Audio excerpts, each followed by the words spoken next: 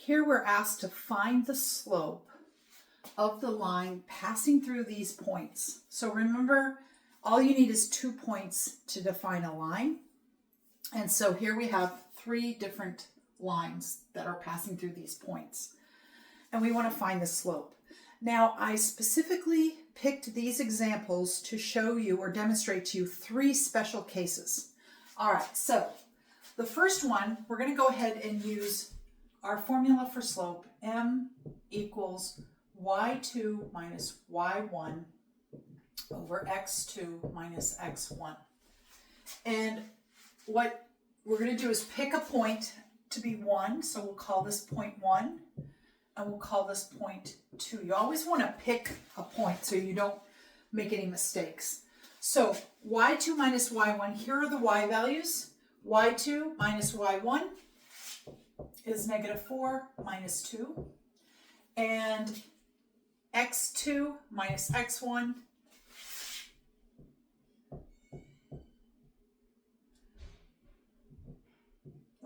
gives us -6 minus 2, I'm sorry, -4 minus 2 is -6. And then we have -5. The double negative means we're going to add 2. So -5 plus 2 gives me -3. And that means we have 2 negatives as a positive. 6 divided by 3 is 2. So that's our slope.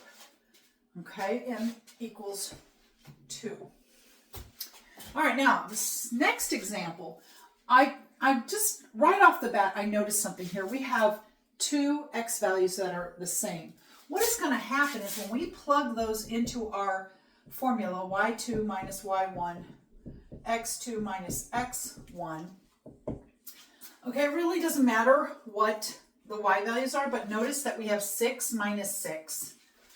And so 6 minus 6 is going to give us 0 in the denominator. That's not allowed.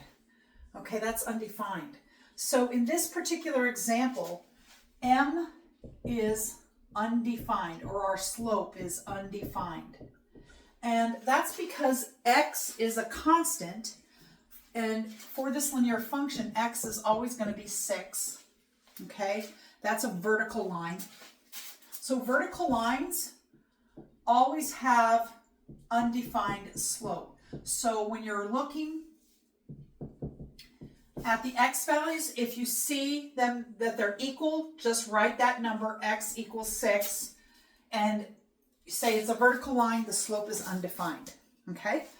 Now, similarly down here, the x's are not the same, so we don't have a vertical line, but the y values are the same, and that's okay, right? Y equals 5 is a function, so we can say f of x equals 5.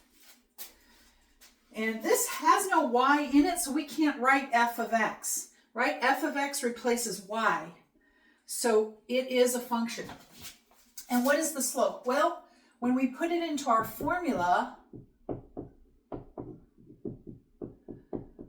we get 5 minus 5, and the x values are going to be 3 minus 2, which is 0 over 1, which is just 0. Remember, when your y values are constant, y equals 5, f of x equals 5, because your output is constant, this is a constant function, and we know those are horizontal lines.